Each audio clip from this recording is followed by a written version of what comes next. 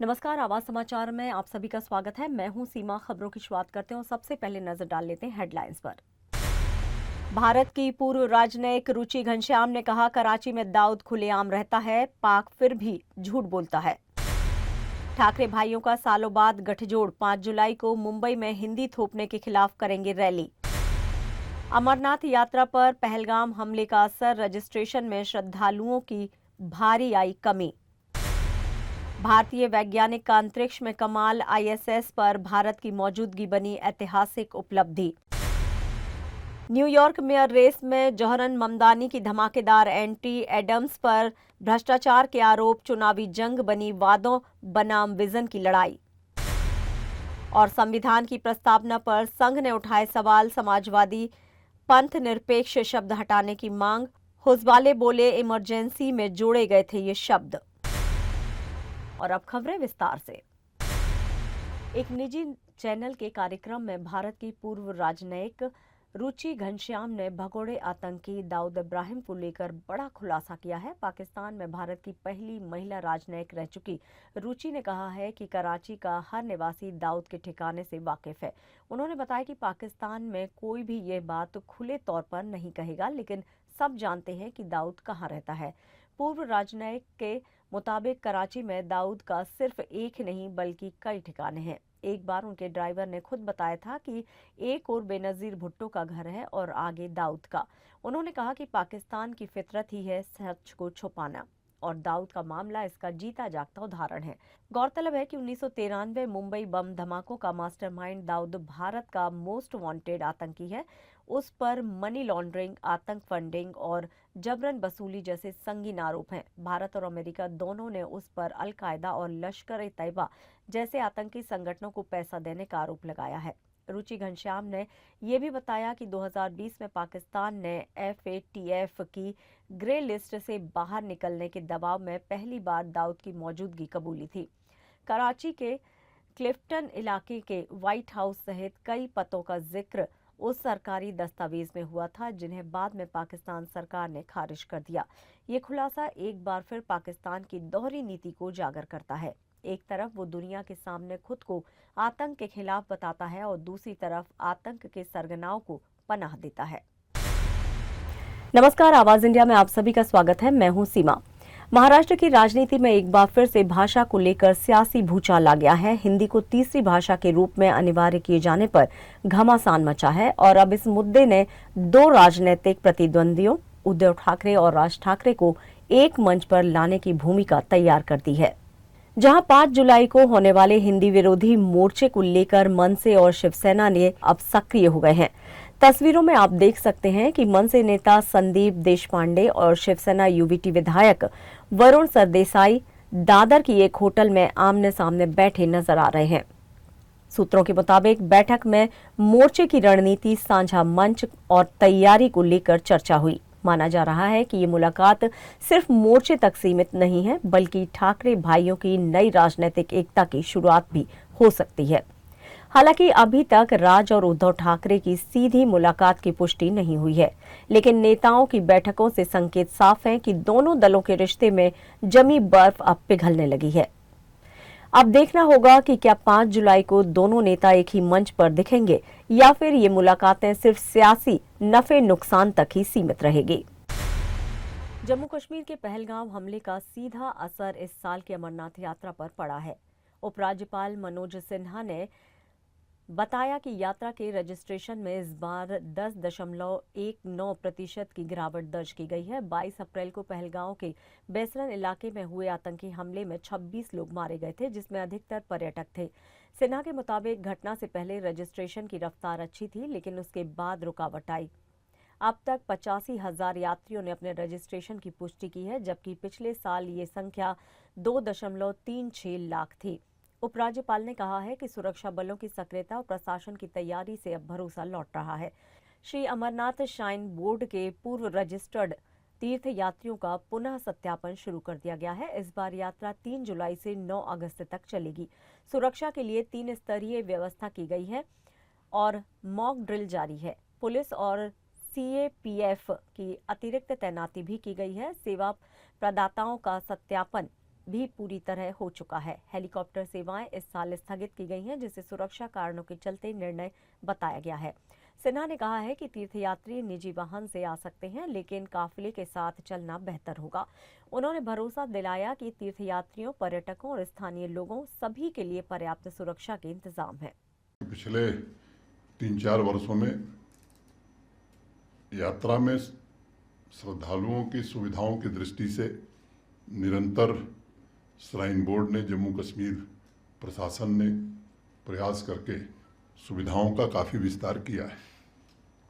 मोटे तौर पर आप में से अनेक लोग परिचित हैं कि दोनों जो रूट हमारे हैं वो बालटाल एक्सिस हो या चंदनबाड़ी पहलगांव एक्सिस हो, वो सड़क 4 फुट 5 फीट चौड़ी हुआ करती थी। कई वल्नरेबल स्पॉट्स थे। पिछले 2-3 वर्षों में अब लगभग वो सड़क 12 फीट चौड़ी बना दी गई है, और जहाँ भी वल्नरेबल स्पॉट्स थे वहाँ क्रॉस बैरियर्स, मजबूत रेलिंग। तो एक तरह से जिन लोगों ने पहले यात्रा देखी है, उस 4-5 फीट चौड़ी सड़क में ही यात्री भी चलता था, पालकी भी चलती थी, पोनी वाले भी चलते थे। बड़ी परेशानी होती थी, और ख़ास तौर से जब बरसात हो जाती थी तो लोगों के लिए बड़ा मुश्किल हो जाता था। तो उस दृष्टि से मैं कह सकता हूं कि लोगों को पिछले बार भी जो फीडबैक मिला था, यात्रियों से फीडबैक मिले, इसका सिस्टम पिछले 3 वर्षों से उन्होंने प्रारंभ किया था, तो उसकी काफ़ी अच्छी सराहना हुई थी। ये भी आप सबके ध्यान में है कि RFID बेस्ड ट्रैकिंग का सिस्टम 3 साल पहले स्थापित कर दिया गया, और EKYC के बाद ही RFID कार्ड सभी श्रद्धालुओं को, माने यात्रियों को, सभी सर्विस प्रोवाइडर्स को दिया जाता है। लाइव फीड के लिए हाई क्वालिटी कैमरा भी पूरी तरह से लगाए गए हैं। Integrated command and control centre एक राजभवन में चलता है, और दूसरा पुलिस का एक सेंटर है जो निरंतर चलता रहता है। भारत के उस गर्व की जो धरती के करीब 400 किलोमीटर ऊपर अंतरिक्ष में तिरंगा बुलंद कर रहा है। इसरो के वैज्ञानिक शुभांशु शुक्ला अंतर्राष्ट्रीय अंतरिक्ष स्टेशन यानी कि ISS पर सफलतापूर्वक पहुंच चुके हैं। वे यहां अगले 14 दिनों तक वैज्ञानिक प्रयोग और रिसर्च करेंगे, जिससे भारत की अंतरिक्ष विज्ञान में भूमिका और मजबूत होगी। ISS यानी कि इंटरनेशनल स्पेस स्टेशन पृथ्वी की परिक्रमा करने वाली अब तक की सबसे बड़ी मानव निर्मित संरचना है। अमेरिका, रूस, यूरोप, जापान और कनाडा की स्पेस एजेंसियों की साझेदारी से चलने वाला ये स्टेशन 1998 से लगातार सक्रिय है। ISS पृथ्वी के करीब 400 किलोमीटर ऊपर हर दिन 16 बार ग्रह की परिक्रमा करता है। यहाँ 6 शयन कक्ष, 2 बाथरूम, 1 जिम और एक 360 डिग्री व्यू वाली वे विंडो मौजूद है, जिसका कुल आकार एक फुटबॉल मैदान के बराबर है। अब तक 21 देशों के 260 से ज्यादा वैज्ञानिक इस स्टेशन पर काम कर चुके हैं। शुभांशु का यहां पहुंचना इसरो और भारत के लिए एक ऐतिहासिक उपलब्धि है। अंतरिक्ष में हो रहे प्रयोगों से न सिर्फ भविष्य के मिशनों को दिशा मिलेगी, बल्कि चिकित्सा, मौसम और ऊर्जा के क्षेत्र में भी नए रास्ते खुलेंगे। ISS को 2030 तक सक्रिय रखा जाएगा और इसके बाद इसे नियंत्रित तरीके से प्रशांत महासागर में गिराने की योजना है। और अब रुक करते हैं अमेरिका का, जहां न्यूयॉर्क का मेयर चुनाव इस बार दुनिया भर की नजरों में है। इसके पीछे का कारण है वहां के उम्मीदवार। दरअसल जोहरन ममदानी ने डेमोक्रेटिक पार्टी के प्राथमिक में पूर्व गवर्नर एंड्रयू क्यूमो को आश्चर्यजनक तरीके से हरा दिया।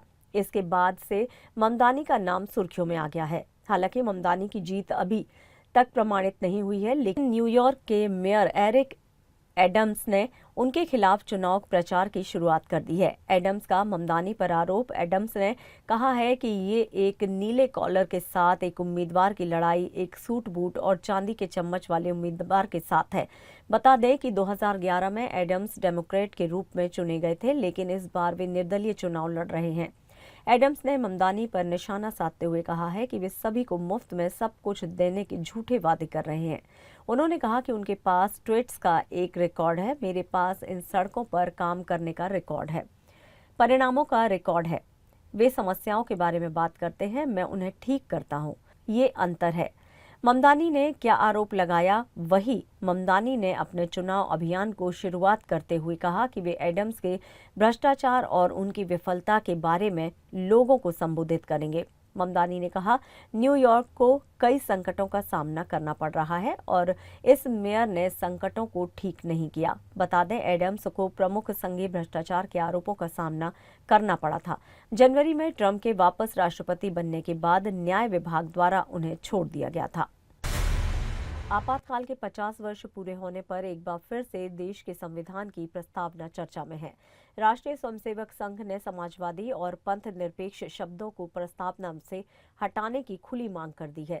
संघ के सह कार्यवाहक दत्तात्रेय होसबाले ने कहा है कि ये शब्द आपातकाल के दौरान, जब देश में मौलिक अधिकारों का हनन हो रहा था, संसद और न्यायपालिका पंगु हो चुकी थी, तब जोड़े गए थे। इंदिरा गांधी राष्ट्रीय कला केंद्र के सहयोग से आयोजित इमरजेंसी के 50 साल कार्यक्रम में होसबाले ने कहा है कि बाबा साहेब आम्बेडकर द्वारा रचित मूल संविधान की प्रस्तावना में ये शब्द शामिल नहीं थे। उन्होंने सवाल उठाया कि क्या इन्हें स्थायी रूप से संविधान का हिस्सा मान लेना उचित है और इन पर फिर से चर्चा होनी चाहिए। इस मंच से उन्होंने कांग्रेस नेता राहुल गांधी को भी आड़े हाथों लिया। कहा, जो आज संविधान की प्रति लेकर घूम रहे हैं, उन्होंने आपातकाल के लिए देश से माफी नहीं मांगी। 1 लाख से ज्यादा गिरफ्तारियां, 250 पत्रकारों की बंदी और 60 लाख लोगों के जबरन नसबंदी अभियान को लेकर आज भी जवाबदेही नहीं तय हुई है। लोगों के आज संविधान को प्रति लेकर घूम रहे हैं, तो उनको बताना पड़ेगा, भाई आज तक आपने हिंदुस्तान के लोगों के सामने क्षमा नहीं मांगी, माफी नहीं मांगी है। मांगना पड़ेगा उनको। क्यों नहीं मांगते? आपने 1 लाख से अधिक लोगों को जेल में डाला, 250 से अधिक पत्रकारों को उनको जेल में रखा, मौलिक अधिकारों का आपने हनन किया, 60 लाख भारत के लोगों को उनके स्टेरिलाइजेशन करने के लिए उनको मजबूर करके किया। इसी दिल्ली में क्या हुआ हम सब जानते हैं। जुडिशरी की स्वतंत्रता को आपने समाप्त कर दिए। ये सारे करने वाले लोग देश के सामने माफी मांगी है भी। कार्यक्रम में केंद्रीय मंत्री नितिन गडकरी ने भी राहुल गांधी पर हमला बोला। उन्होंने कहा कि जो आज संविधान की रक्षा की बातें कर रहे हैं, उन्हीं की पार्टी ने आपातकाल में संविधान की धज्जियां उड़ाई थी। गडकरी ने यह भी कहा कि केवल आपातकाल का जाप नहीं, बल्कि व्यवस्था की समीक्षा और सुधार भी जरूरी है। इस मौके पर संघ ने न्यायपालिका, प्रशासन और मीडिया की भूमिका की भी समीक्षा की बात कही और सुझाव दिया कि भविष्य में लोकतंत्र को कमजोर करने वाली परिस्थितियों से देश को बचाने के लिए ठोस पहल की जरूरत है। खबरों में यहाँ लेंगे एक छोटा सा ब्रेक। आप बने रहिए हमारे साथ।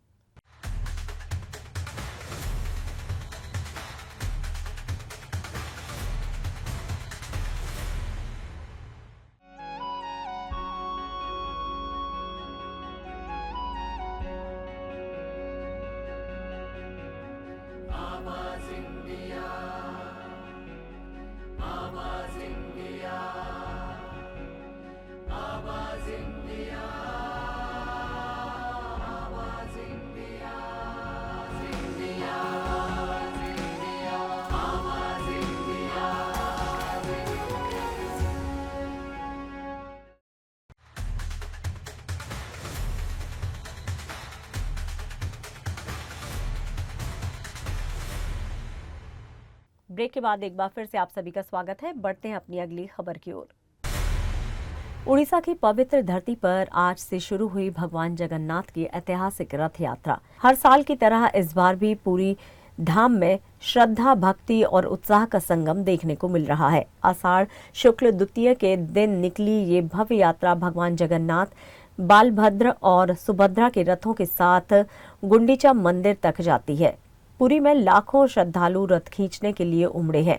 सुरक्षा को लेकर प्रशासन ने चाक चौबंद इंतजाम किए हैं। हजारों की संख्या में पुलिस बल तैनात है। इस बार भी रथ यात्रा को देखने देश विदेश से श्रद्धालु पहुंचे हैं। इधर गुजरात के अहमदाबाद में भी आस्था की तस्वीर देखने को मिली। केंद्रीय गृह मंत्री अमित शाह ने भी जगन्नाथ मंदिर में मंगला आरती की और अपने परिवार संग पूजा अर्चना कर दर्शन किए। अहमदाबाद की ये 148वीं रथ यात्रा है, जहां हजारों श्रद्धालुओं की मौजूदगी रही। मंदिर के महंत दिलीप दास जी और कई संत महंत भी इसमें शामिल हुए। इस पावन अवसर पर प्रधानमंत्री नरेंद्र मोदी ने भी अपने सोशल पोस्ट के जरिए देशवासियों को शुभकामनाएं दी हैं। पीएम ने एक्स पोस्ट के जरिए लोगों से सुख समृद्धि और उत्तम स्वास्थ्य की कामना की। अहमदाबाद की 148वीं जगन्नाथ रथ यात्रा में अचानक उस वक्त अफरा तफरी मच गई जब तेज डीजे की आवाज से हाथी बेकाबू हो गया। खाड़िया इलाके में यात्रा के दौरान 5 से 6 हाथी भड़क गए, जिनमें से 3 गजराज गलियों में दौड़ने लगे। डीजे की गूंजती बीट्स से पहले एक हाथी बेकाबू हुआ और फिर 2 और उसके बाद 7 दौड़ पड़े। सकरी गलियों में हाथियों को दौड़ता देख श्रद्धालु दहशत में इधर उधर भागने लगे। इस भगदड़ में 4 लोगों के घायल होने की खबर है, जिनमें एक मीडिया कर्मी भी शामिल है। गनीमत रही कि किसी को गंभीर चोटें नहीं आई हैं। समय रहते लोगों को सुरक्षित हटा लिया गया। इस पूरे घटनाक्रम का वीडियो सोशल मीडिया पर वायरल हो गया है। जैसे ही हाथी बेकाबू हुए, मौके पर मौजूद वन विभाग की टीम तुरंत सक्रिय हो गई। महावतों के साथ मिलकर हाथियों को शांत करने की कोशिश की गई। टीम के साथ ट्रैंक्विलाइजर और अन्य जरूरी उपकरण थे, जिससे हालात पर काबू पाया गया। करीब 15 मिनट तक रथ यात्रा को रोकना पड़ा, जब तक हाथियों को नियंत्रित नहीं किया गया। 108 एम्बुलेंस को मौके पर बुलाया गया और घायलों को प्राथमिक उपचार दिया गया। हालात सामान्य होने के बाद हाथियों को वापस मुख्य मार्ग पर लाया गया। इसके बाद रथ यात्रा फिर से शुरू हुई और श्रद्धालु शांतिपूर्वक आगे बढ़े। दक्षिण कोलकाता लॉ कॉलेज में एक छात्रा के साथ गैंगरेप का मामला सामने आया है। पीड़िता ने आरोप लगाया है कि 25 जून को रोज देर शाम करीब 7 बजे से रात 10:50 तक कॉलेज परिसर में उसके साथ 3 लोगों ने दुष्कर्म किया। इस मामले में तीनों आरोपियों को गिरफ्तार कर लिया गया है, जिनमें एक पूर्व छात्र और 2 वर्तमान छात्र शामिल हैं। मुख्य आरोपी की पहचान मनोजीत मिश्रा के रूप में हुई है, जो टीएमसी की छात्र इकाई टीएमसीपी का जिला महासचिव बताया जा रहा है। पीड़िता के मुताबिक मनोजीत ने पहले उसे शादी के लिए प्रपोज किया, लेकिन इनकार करने पर उसे धमकाया और जबरन कमरे में बंद कर दिया। आरोपी ने न सिर्फ प्रेमी को मारने की धमकी दी, बल्कि माता पिता को गिरफ्तार कराने की बात कहकर भी डराया। इस मामले को लेकर राष्ट्रीय महिला आयोग ने स्वतः संज्ञान लिया है। आयोग की अध्यक्ष विजया रहाटकर ने कोलकाता पुलिस कमिश्नर को पत्र लिखकर सख्त कार्रवाई की मांग की है। साथ ही बीएनएस की धाराओं के तहत समयबद्ध जांच और पीड़िता को बीएनएस की धारा 396 के तहत मेडिकल, मानसिक और कानूनी मदद देने को कहा है। आयोग ने पुलिस से 3 दिन के भीतर विस्तृत एक्शन रिपोर्ट भी मांगी है। महाराष्ट्र में नई शिक्षा नीति के तहत 1 से 4 तक स्कूलों में हिंदी को लेकर विवाद अब गर्मा गया है और इसी मुद्दे पर एक बड़ा राजनीतिक मोर्चा बन रहा है। मनसे अध्यक्ष राज ठाकरे और शिवसेना यूवीटी प्रमुख उद्धव ठाकरे 5 जुलाई को हिंदी की जबरदस्ती के खिलाफ एक साथ सड़कों पर उतरने वाले हैं। दोनों भाइयों की एकता को लेकर बीजेपी ने करारा तंज कसा है। पार्टी प्रवक्ता राम कदम ने उद्धव ठाकरे पर हमला बोलते हुए कहा कि मुख्यमंत्री रहते हुए 2022 में खुद उन्होंने हिंदी को स्वीकार किया था और अब उसी के खिलाफ प्रदर्शन कर रहे हैं। राम कदम ने इसे उद्धव ठाकरे कंपनी की नौटंकी बताते हुए कहा कि जनता को कितनी बार गुमराह किया जाएगा, इतनी बार झूठ की दुकान चलाई जाएगी। उद्धव ठाकरे जब खुद मुख्यमंत्री थे तब उन्होंने हिंदी भाषा को समर्थन दिया, आज उसी के खिलाफ मोर्चा निकाल रहे हैं। ये नौटंकी और गुमराह करने की राजनीति बंद होनी चाहिए। राम कदम यही नहीं रुके, उन्होंने ये भी कहा कि उद्धव ठाकरे कभी नहीं चाहेंगे कि उनके कार्यकर्ता राज ठाकरे के प्रभाव में आए, क्योंकि राज ठाकरे की प्रतिभा ऐसी है, अगर वो पास आए तो उद्धव को छोड़कर कार्यकर्ता उनके साथ चले जाएंगे। उद्धव ठाकरे कंपनी की नौटंकी देखें। फरवरी 2022 में जब उद्धव ठाकरे स्वयं मुख्यमंत्री थे, उन्होंने इस हिंदी भाषा को स्वीकार किया है। अब उसी के विरोध में ये सड़कों पर उतरेंगे। कितना लोगों को गुमराह करोगे, कितनी झूठ की दुकान है तुम्हारी। राजस्व खुफिया निदेशालय यानी कि DRI ने पाकिस्तान से अवैध रूप से भेजे गए 1115 मैट्रिक टन माल को जब्त कर लिया है। ये सामान कुल 39 कंटेनरों में छिपाकर भारत भेजा गया था, जिसकी अनुमानित कीमत करीब 9 करोड़ रुपए बताई जा रही है। वित्त मंत्रालय के अनुसार इस कार्रवाई को ऑपरेशन डीप मैनिफेस्ट के तहत अंजाम दिया गया। इस ऑपरेशन का मकसद तीसरे देशों, खासकर UAE, दुबई के माध्यम से पाकिस्तान से हो रहे अवैध आयात पर रोक लगाना है। जांच में सामने आया है कि ये माल पाकिस्तान से पहले दुबई भेजा गया और फिर वहां से दूसरे कंटेनर में लोड कर भारत के लिए रवाना किया गया। दस्तावेजों में इसे यूएई से आयातित दिखाया गया था, जबकि असल में इसका स्रोत पाकिस्तान था। पहलगाम आतंकी हमले के बाद भारत सरकार ने पाकिस्तान से किसी भी प्रकार के आयात पर सीधा या अप्रत्यक्ष प्रतिबंध लगाया था। इसके बावजूद कुछ कारोबारी नीति की अनदेखी करते हुए फर्जी दस्तावेजों और झूठे शिपिंग डिक्लेरेशन के सामान मंगवाने की कोशिश कर रहे हैं। इसके बावजूद कुछ कारोबारी नीति की अनदेखी करते हुए फर्जी दस्तावेजों और झूठे शिपिंग डिक्लेरेशन से सामान मंगवाने की कोशिश कर रहे हैं। गुरुवार को इस मामले में एक आयतक फर्म के साझेदार को गिरफ्तार भी किया गया। पहले ऐसे मामलों में 200% कस्टम ड्यूटी लगाई जाती थी, लेकिन अब कार्रवाई और भी सख्त कर दी गई है। मुंबई से सटे उल्लासनगर और बदलापुर से एक 4.5 साल की बच्ची के अपहरण का मामला सामने आया है, जिसे पुलिस ने महज 24 घंटे के भीतर ही अपहरण कांड को सुलझा लिया। मिली जानकारी के मुताबिक एक 4.5 साल की बच्ची के अपहरण के मामले में ठाणे पुलिस ने जबरदस्त कार्रवाई करते हुए संबंधित बच्ची को सकुशल सुरक्षित रेस्क्यू कर लिया है। वारदात 24 जून के रोज की है, जब बच्ची उल्लासनगर परिसर के रमेशवाड़ी में घर के बाहर खेल रही थी। इसी दौरान 24 वर्षीय रंजीत धुर्वे नामक युवक उसे बहला फुसलाकर अपने साथ ले गया। परिजनों ने तुरंत पुलिस में शिकायत दर्ज कराई, जिसके बाद बदलापुर पुलिस ने आईपीसी की धारा 363 के तहत मामला दर्ज कर लिया और तेजी से कार्रवाई शुरू कर दी। 4 विशेष टीमें बनाई गई और आसपास के तमाम सीसीटीवी फुटेज खंगाले गए। इसी दौरान पता चला कि आरोपी बच्ची को लेकर मध्य प्रदेश के छिंदवाड़ा जिले के मोरडोंगरी गांव में गया है। ठाणे पुलिस ने स्थानीय पुलिस की मदद से छापा मारकर आरोपी रंजीत धुर्वे को गिरफ्तार कर लिया और बच्ची को 25 जून को सकुशल रेस्क्यू कर परिजनों के हवाले कर दिया है। अब आरोपी से पूछताछ की जा रही है कि उसने इस अपहरण को अंजाम क्यों दिया। क्या उसकी मंशा फिरौती की थी या फिर कोई और वजह। पुलिस हर एंगल से जांच कर रही है और उसे बदलापुर लाया गया है। अब आगे की कानूनी प्रक्रिया चालू है।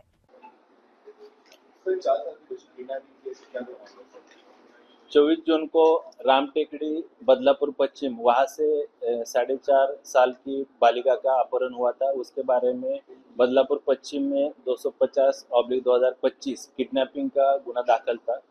ये गुने का तपास ACP Shekhar Bagde crime branch Thane उनके मार्गदर्शन में क्राइम ब्रांच यूनिट 4 के police inspector Ashok Koli, API Gosavi, PSI Munde और उनकी टीम कर रही थी। उसके बारे में उन्होंने सब टेक्निकल और बाकी अनुषंगिक तपास करके अधिक सफल तपास करके उसके बारे में जो किडनैपिंग हुआ था वो बालिका को मध्य प्रदेश में लेके गए, ऐसा प्राथमिक माहिती मिली। उसके अनुसार हमारी क्राइम ब्रांच की टीम मध्य प्रदेश छिंदवाड़े में गई। वहाँ पे आरोपी रंजीत धुर्वे वो रहने वाला उमरेड जिला छिंदवाड़ा मध्य प्रदेश वहाँ का है।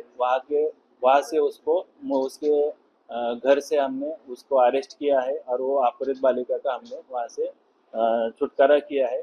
इसके बारे में अधिक वो बालिका का मेडिकल इन्वेस्टिगेशन है, बाकी आनुषंगिक जो जितने भी वो ट्रैवलिंग के दरमियान जितने भी विटनेस थे उनको भी हम अधिक चौकसी उनके पास अधिक इन्वेस्टिगेशन कर रहे हैं। कहीं घातपात का या दूसरा कोई आरोपी का इंटेंशन था क्या, इसके बारे में भी हम अधिक तपास करें। आरोपी को अभी अरेस्ट किया है, उसको माननीय न्यायालय में कोर्ट में हाजिर करके उसका पुलिस कस्टडी रिमांड दिया है। आगे का इन्वेस्टिगेशन क्राइम ब्रांच की टीम कर रही है।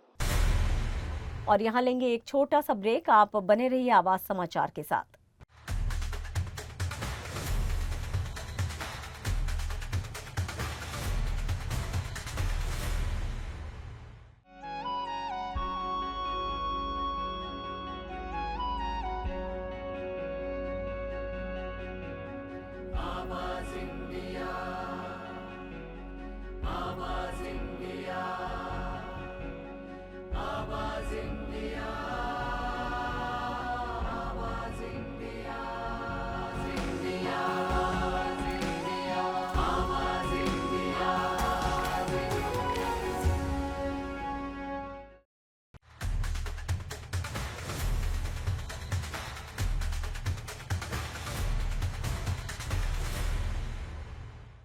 ब्रेक के बाद एक बार फिर से आप सभी का स्वागत है। बढ़ते हैं अपनी अगली खबर की ओर। बात करते हैं टीम इंडिया में कप्तानी को लेकर उठते सवालों की।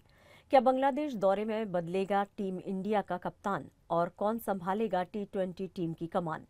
भारतीय टीम फिलहाल इंग्लैंड दौरे पर टेस्ट सीरीज खेल रही है, जिसकी कप्तानी इस वक्त शुभमन गिल के पास है। लेकिन इस दौरे के बाद अगस्त में भारत बांग्लादेश का दौरा करेगा, जहां 3 वनडे और 3 T20 मुकाबले खेले जाएंगे। और यहीं से शुरू हो रही है कप्तानी को लेकर बड़ी चर्चा। वनडे टीम की कमान एक बार फिर से रोहित शर्मा के पास जा सकती है, जो फिलहाल इस फॉर्मेट में सक्रिय हैं। लेकिन असली सवाल T20 कप्तानी को लेकर है। वर्तमान कप्तान सूर्य कुमार यादव हाल ही में स्पोर्ट्स हार्निया की सर्जरी से गुजरे हैं और अभी रिकवरी मोड में है। ऐसे में उनका इस सीरीज में खेलना मुश्किल माना जा रहा है। सूर्य कुमार ने जर्मनी से अपनी सर्जरी की जानकारी सोशल मीडिया पर दी और मैदान पर वापसी की इच्छा जताई है। लेकिन डॉक्टरों के मुताबिक उन्हें 8 से 12 हफ्ते का समय लग सकता है। वहीं शुभमन गिल को टेस्ट सीरीज के बाद आराम दिया जा सकता है। ऐसे में चर्चा है कि या तो हार्दिक पांड्या या फिर अक्षर पटेल को इस दौरे की T20 टीम की कमान सौंपी जा सकती है। BCCI के सूत्रों ने संकेत दिए हैं कि कप्तानी को लेकर फैसला जल्द लिया जा सकता है। बॉलीवुड एक्टर अभिषेक बच्चन इन दिनों अपनी अपकमिंग फिल्म कालीधर लापता को लेकर चर्चाओं में हैं। हाल ही में उन्होंने सोशल मीडिया पर लापता होने की बात कही थी, जो सीधे तौर पर फिल्म के प्रमोशन से जुड़ी थी। अब अभिषेक बच्चन मुंबई से लापता होकर भोपाल पहुंच चुके हैं, जहां वो फिल्म का प्रमोशन कर रहे हैं। इस मौके पर उन्होंने बताया कि भोपाल उनके लिए सिर्फ एक शूटिंग लोकेशन नहीं, बल्कि एक निजी भावनात्मक रिश्ता है। अभिषेक ने कहा कि भोपाल उनकी ननिहाल है और उनके बचपन की कई यादें इस शहर से जुड़ी हुई है। उन्होंने कहा कि फिल्म की शूटिंग भोपाल में ही हुई है, जिससे पुरानी यादें और भी ताज़ा हो गई हैं। झीलों के शहर भोपाल की खूबसूरती पर बात करते हुए उन्होंने बताया कि झील किनारे फोटो खिंचवाना उनका पसंदीदा पल हुआ करता था।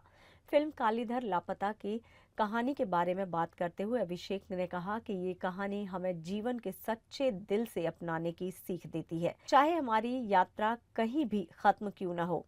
उन्हें भरोसा है कि दर्शक इस फिल्म से भावनात्मक रूप से जुड़ाव महसूस करेंगे और इसे खूब पसंद भी करेंगे। रेखा और फारूक शेख स्टारर 1981 की फिल्म उमराव जान एक बार फिर से बड़े पर्दे पर लौटी है। 44 साल पहले आई ये फिल्म आज भी दर्शकों के दिलों में उतनी ही ताज़ा है जितनी उस दौर में थी। दिल चीज़ क्या है और इन आंखों की मस्ती जैसे सदाबहार गीत आज भी सुनने वालों की प्लेलिस्ट में शामिल हैं। और अब मेकर्स ने इस कालजयी फिल्म को दोबारा सिनेमाघरों में री-रिलीज किया है। मुंबई में उमराव जान की स्पेशल स्क्रीनिंग का आयोजन हुआ, जिसमें बॉलीवुड की तमाम बड़ी हस्तियां जुटी। इवेंट में आशा भोसले और रेखा की मौजूदगी ने माहौल को और भी यादगार बना दिया। मंच पर जब आशा भोसले ने फिल्म का गीत ये क्या जगह है दोस्तों गाना शुरू किया तो रेखा ने उनका हाथ थाम लिया।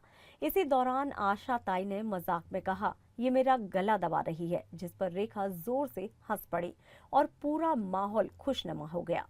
इस स्क्रीनिंग में फिल्म के डायरेक्टर मुजफ्फर अली भी मंच पर मौजूद थे। शुरुआत में माइक थामने में थोड़ी परेशानी हुई, लेकिन जब आशा ताई ने गाना शुरू किया तो सुरों का ऐसा जादू बिखरा कि सभी मेहमान मंत्रमुग्ध हो गए। इस वीडियो क्लिप ने सोशल मीडिया पर तहलका मचा दिया है। फैंस ने कहा, रेखा आज भी दिल जीत लेती हैं।